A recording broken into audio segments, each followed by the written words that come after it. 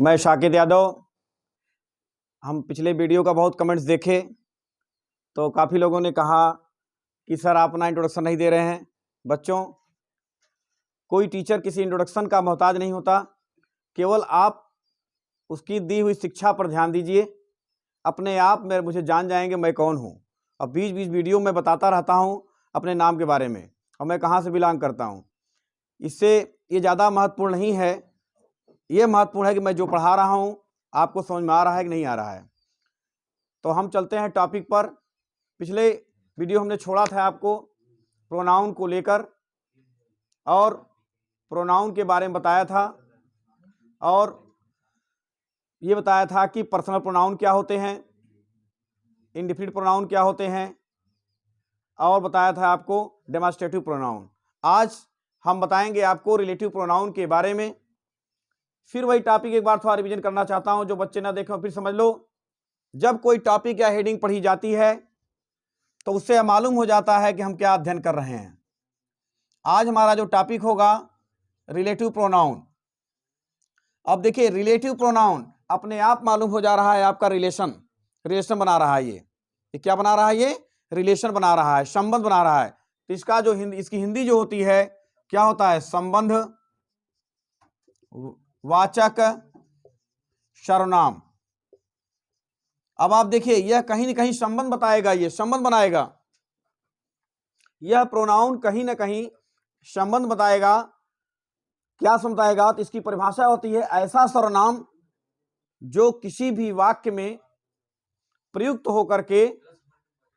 होकर के किसी भी अपने से पहले वाले नाउन का संबंध किसी वाक्य से करता हो। फिर समझो ध्यान से परिभाषा। मतलब ऐसा सर्वनाम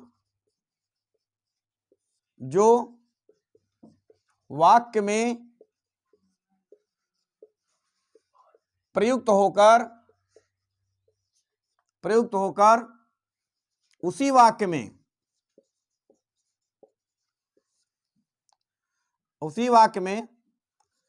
अब होता है रिलेटिव प्रोनाउन। दिया हमने रिलेटिव प्रोनाउन, अर्थात रिलेशन बताया, संबंध बताएगा, दो वाक्यों को जोड़ेगा। यह सर्वनाम ऐसा होगा जो दो वाक्यों को जोड़ेगा। एक एग्जांपल मैं लेता हूं, जैसे आई नो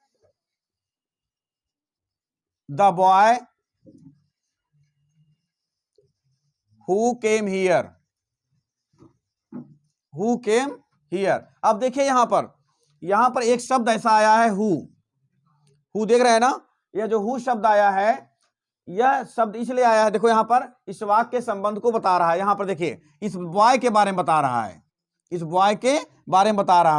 कि यह वही लड़का है जो यहां पर आया। अब देख रहे हैं, ये हु देख रहे हो ना? ये किसी वाक्य के पहले प्रयुक्त होकर के उससे पहले वाले वाक्य में जो नाउन है उसके संबंध को बता रहा है। तो अर्थात ये परिभाषा ही निकलती है कि ऐसा सर्वनाम जो किसी भी वाक्य में प्रयुक्त होकर के उसी वाक्य में किसी अन्य संज्ञा या दूसरे संज्ञा के संबंध को प्रकट करता हो, उसे क्या कहते हैं? रिलेटिव प्रोनाउन कहते हैं। समझो फिर से, ऐसा सर्वनाम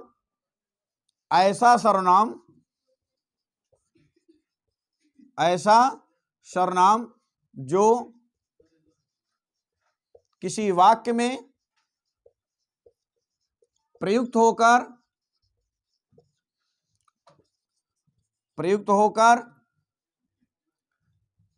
उसी वाक्य में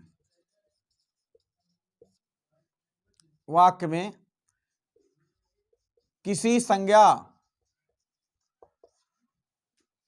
के संबंध को प्रकट करता हो। अब देखिए यहां पर I know the boy who came here, मैं उस लड़के को जानता हूं, मैं लड़का या वही लड़का है या जो यहां पर आया। देखिए हु, ये जो हु संबंध देख रहे हो यहां पे, हु का संबंध किससे? बॉय से है। आया कि नहीं आया? संबंध आया कि नहीं? आ गया ना? अर्थात ये क्या होगा? रिलेटिव। ये एक वाक्य आपका ये है, एक वाक्य आपका ये है। यह दोनों वाक्यों के संबंध को क्या कर रहा है? जोड़ रहा है। ये हुआ रिलेटिव प्रोनाउन। ये कौन सकते हैं? आपका हु होगा एग्जाम्पल में, जैसे हु, व्हाट, विच, दैट इत्यादि। ये आपका रिलेटिव प्रोनाउन हो गया। अब इसके आगे मैं बताऊंगा आपको रिफ्लेक्सिव प्रोनाउन, लेकिन इसके पहले सबसे पहले इसका आप स्क्रीनशॉट लीजिए, उसके बाद हम आपको बताते हैं। हमें यह पूरा विश्वास है कि आप स्क्रीनशॉट ले चुके होंगे और समझ भी गए होंगे। यह रिलेटिव प्रोनाउन बच्चों बहुत इंपॉर्टेंट है आपको सिंथेसिस में, और सिंथेसिस और ट्रांसफॉर्मेशन जब आप करोगे इंटर में, या तो बहुत ही का महत्व आवश्यकता पड़ेगी। अब जरा आते हैं हम किस पर, रिफ्लेक्सिव प्रोनाउन पर। रिफ्लेक्सिव प्रोनाउन क्या है? रिफ्लेक्सिव प्रोनाउन यह है, इसकी हिंदी में निजवाचक सर्वनाम। निजवाचक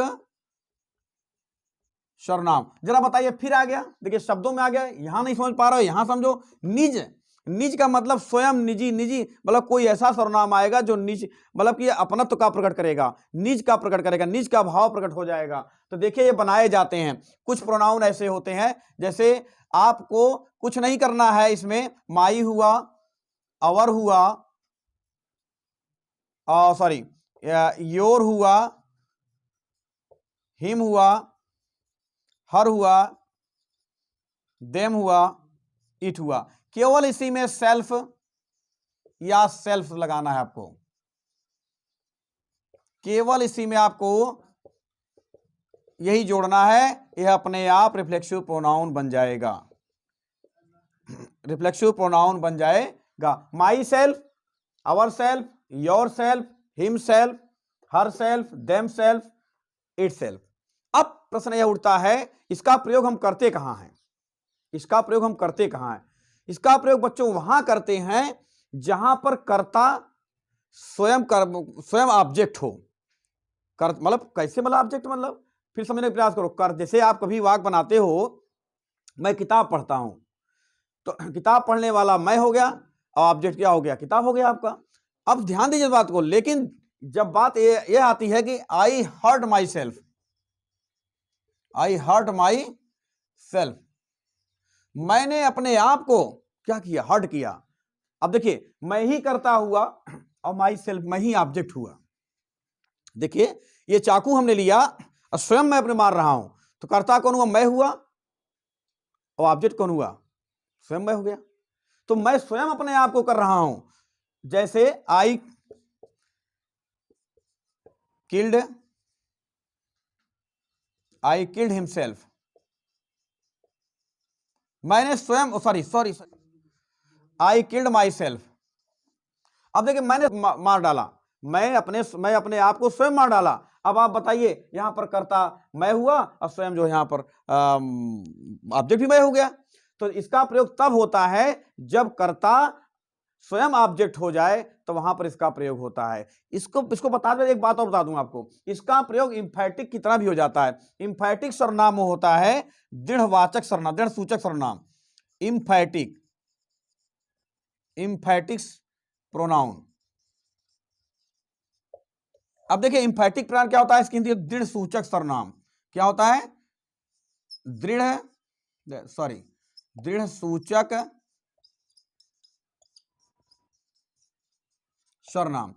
इसमें दृढ़ता प्रकट होगा, कुछ इसी का प्रयोग होगा, इसी रिफ्लेक्सिव प्रोनाउन का ही प्रयोग होगा। अंतर क्या होगा, जरा ध्यान दीजिएगा। जब जैसे देखिए, जब कर्ता के तुरंत बाद इनका प्रयोग हो जाएगा। जैसे आई माई सेल्फ बीट यू, मैंने स्वयं उसको पीटा, तुमको पीटा, मैंने स्वयं तुमको। अब देखिए आई माई सेल्फ, मैं स्वयं तुमको पीटता हूं, हुआ कि नहीं हुआ? पास्ट में ले जाएंगे तो मैं स्वयं तुमको पीटा, प्रेजेंट में ले आया, मैं स्वयं को तुमको पीटता हूं। अब देखिए अंतर क्या है, यदि कर्ता के बाद स्वयं आ जाएगा, इसके तुरंत बाद आ जाएगा, तो यह किसका काम करेगा? इंफैटिक सर्वनाम का कार्य करेगा, इंफैटिक प्रोनाउन का कार्य करेगा। और कर्ता के बाद नहीं आएगा, क्रिया के बाद आएगा, तो यह रिफ्लेक्सिव प्रोनाउन का कार्य करेगा। फिर समझ लो ध्यान से, यही माई सेल्फ यहां है, यहां किसका कार्य कर रहा है? यहां पर रिफ्लेक्सिव प्रोनाउन का कार्य कर रहा है। यहां पर किसका कार्य कर रहा है? इंफैटिक प्रोनाउन का कार्य कर रहा है। किसका कर रहा है? इंफैटिक का। अब बताओ क्यों? क्योंकि हम बार बार फिर कह रहा हूं, जब कर्ता के तुरंत बाद ये आ जाएंगे रिफ्लेक्सिव प्रोनाउन, तो इंफैटिक का कार्य करेंगे, और जब ये क्रिया के बाद आएंगे तो रिफ्लेक्सिव प्रोनाउन का कार्य करेंगे। अंडरस्टैंड? देखो बच्चों, हम केवल समझा सकते हैं, टीचर कोई भी होगा, जितने भी वीडियो पर पढ़ा रहे हैं लोग या क्लास में पढ़ा रहे हैं, केवल वो टीचर पढ़ा सकता है, आपको समझा सकता है। समझने का प्रयास जब आप नहीं करोगे, कोई भी टीचर आपको चम्मच से नहीं पिला सकता। शिक्षाएं कभी भी चम्मच से नहीं पिलाई जा सकती हैं, वो स्वयं आपको ग्रहण करना होगा। आपके अंदर तत्परता होगी, तभी हम पूरी कोशिश कर पाएंगे और कि आपको समझ में आए। उसे टीचर हर प्रकार जो टीचर होते हैं, जितने भी टीचर हैं, सब प्रयास करते हैं कि हमारा पढ़ाया हुआ विद्यार्थी सफल हो जाए, उसको हमारा पढ़ाया हुआ चीज उसको आ जाए। लेकिन जब तक आप नहीं चाहोगे तब तक आपको नहीं आ सकता है, टीचर कुछ नहीं कर सकता है। इसलिए भरसक प्रयास किया करिए, जो भी पढ़िए कम ही पढ़िए।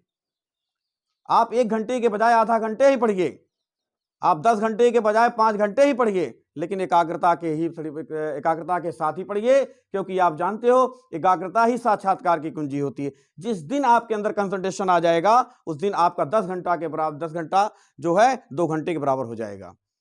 मन लगा के बस पढ़िए, दिमाग लगा के पढ़िए, हमेशा एकाग्रता के साथ पढ़ने का प्रयास करेंगे तो आप जान लीजिए सफलता आपके साथ रहेगी, हमेशा रहेगी। जिस दिन आपने अपनी एकाग्रता को खोया, बच्चों याद रखना, फिर सफलता आपके साथ नहीं होगी। और आज एक बात और बता दूंगा आपको, कुछ बच्चे अक्सर मित्रता बनाते रहते हैं। मित्र दोस्ती पहले कम करिए आप। 2 इज ए कंपनी, 3 मेजॉरिटी। अच्छे जो विद्यार्थी होते हैं वो कभी मित्र नहीं बनाते, केवल 2 बहुत होंगे, 2 होंगे। आप मित्र केवल बनाइए, किताब को बनाइए। सारे मित्र आपको धोखा दे सकते हैं बच्चों, लेकिन किताबें आपको धोखा नहीं दे सकती हैं। किताब भी बोलती है, किताब भी बोलती है, किताब कहती है तुम मुझे 15 साल दे दो, मैं तुम्हें 45 साल दूंगा। ये मेरा स्वयं का स्लोगन है, इसको याद कर लीजिए आप। किताब कहती है तुम मुझे 15 साल दे दो, मैं तुम्हें 45 साल दूंगा। 15, 45, 60 हुआ, 60 रिटायरमेंट होते ही नहीं होते आप। सारे मित्र धोखा दे सकते हैं, सब धोखा दे सकते हैं, लेकिन ये जो किताब है कभी आपको धोखा नहीं दे सकती है। इसलिए केवल मित्र किसको बनाइए आप, किताब को बनाइए। इसके बाद चलिए टॉपिक पर आ जाते हैं। तो हमने आपको बताया रिफ्लेक्सिव प्रोनाउन और emphatic pronoun. Reflexive pronoun, emphatic pronoun में अंतर समझ लीजिए आप। फिर समझाने का प्रयास कर रहा हूं। रिफ्लेक्सिव और एम्फेटिक दोनों एक ही हैं। अंतर क्या है, केवल स्थान का अंतर है। स्थान का अंतर है ना। जैसे आप विद्यार्थी हो, सामने मेरे बैठे हो, आप स्टूडेंट हो, यहां बोर्ड पे आ जाओ, पढ़ाने लगो अपने जूनियर क्लास, आप टीचर हो जाओगे। हो तो आप भाई वही मोहन ही हो, सोहन ही हो आप। लेकिन आप यहां पर आ गए तो आपका स्थान बदल गया, तो आपका ओहदा बदल गया, आपकी पोस्ट बदल गई। इसलिए ध्यान रखो इस बात को बच्चों, कि जैसे यहां पर किसका याद देखो, ये दोनों वाक्य को ध्यान दो आप। आई हर्ट माई सेल्फ और आई माई सेल्फ बीट यू, दोनों में अंतर क्या है? अंतर इतना है कि ये कर्ता के तुरंत बाद जब आ जाएगा तो ये एम्फेटिक सर्वनाम होगा, ये कर्ता के, ये क्रिया के बाद आएगा तो ये रिफ्लेक्सिव सर्वनाम हो जाएगा। अब आप लोग इसका स्क्रीनशॉट ले लीजिए, फिर आगे हम पढ़ाते हैं। हमें पूरा उम्मीद होगा आप जो है इसकी स्क्रीनशॉट ले चुके होंगे। अब मैं इस टॉपिक का लास्ट टॉपिक ले चल रहा हूं। इसे बहुत किताबों में बहुत चीजें दिया है, लेकिन मेन मैं आपको बता दे रहा हूं। लेकिन जो कुछ भी छूटा होगा बच्चों, वो मैं आपको जब सिंटैक्स पढ़ाऊंगा उसमें बता दूंगा आपको, क्योंकि कमेंट्स में बार बार आ रहे हैं सर टेंस पढ़ाइए, ट्रांसफॉर्मेशन पढ़ाइए, सिंथेसिस पढ़ाइए। तो इसको मैं पढ़ाना चालू कर दूं, बहुत लंबा खिंच जाएगा। पर बच्चों का एग्जाम भी है, हमारा टारगेट है कि बोर्ड एग्जाम से पहले सारे सब्जेक्ट को मैं खत्म कर दूं और आपके सामने मैं ले आ दूं। देखिए सब, अब लास्ट है आपका डिस्ट्रीब्यूटिव प्रोनाउन। क्या है आपका? Distributive pronoun. डिस्ट्रीब्यूटिव, इसको बोलते हैं विभाग सूचक सर्वनाम। क्या बोलते हैं? विभाग सूचक सर्वनाम। देखिए एक मैं वाक्य दे रहा हूं, अब जरा बताइए, each of boy got prize. जरा बताइए, प्रत्येक लड़का पुरस्कार पाया। तो अब आप देखिए ऐसा सर्वनाम हो रहा है, ऐसा सर्वनाम दिखा रहा है जिसमें चाहे व्यक्ति हो, चाहे वस्तु हो, चाहे सबका बोध हो, प्रत्येक का बोध होता हो, प्रत्येक में से प्रत्येक एक एक का बोध होता हो, उसे कहते हैं डिस्ट्रीब्यूटिव प्रोनाउन। जैसे ईच ऑफ बॉय, तो प्रत्येक, ईच ऑफ बॉय मतलब क्या हुआ? प्रत्येक लड़का पुरस्कार पाया। ईच हुआ, इवरी हुआ, आइदर हुआ, ये सब आपके क्या हुए? डिस्ट्रीब्यूटिव प्रोनाउन हुए। एक प्रोनाउन और बचा है, आपको बताई देता हूं, वो बचता है आपका इंट्रोगेटिव प्रोनाउन। क्या होता है? Interrogative pronoun. इंट्रोगेटिव, अब आप इसको जानते होंगे, इंट्रोगेटिव प्रोनाउन किसे कहते हैं? प्रश्नवाचक सर्वनाम। क्या बोलते हैं? प्रश्नवाचक सर्वनाम बोलते हैं। यह केवल प्रश्न करता है, प्रश्न पूछता है, जैसे हु आर यू, तुम कौन हो, प्रश्न पूछा कि नहीं पूछा? व्हाट इज योर नेम, तुम्हारा नाम क्या है? ये तो आप लेडी कक्षा 1 से पढ़ते आ रहे होंगे। ये आपके इस तरह से लगभग हमने पढ़ा दिया आपको प्रोनाउन के बारे में। कुछ बचा होगा, मैं समझ रहा हूं किताबों में जो भी बहुत संख्याएं दिया होगा, लेकिन उसकी कोई टेंशन की बात मत लीजिए आप। जब समय इसका आएगा सिंटेक्स का, तो सिंटेक्स में सारी चीजें मैं जो छुट्टी हुई सब पढ़ा दूंगा। बस मेरा टारगेट है जल्दी से पाठशास्त्री समाप्त हो, आपको tense, narration, transformation, syntax, synthesis ये सब पढ़ाना।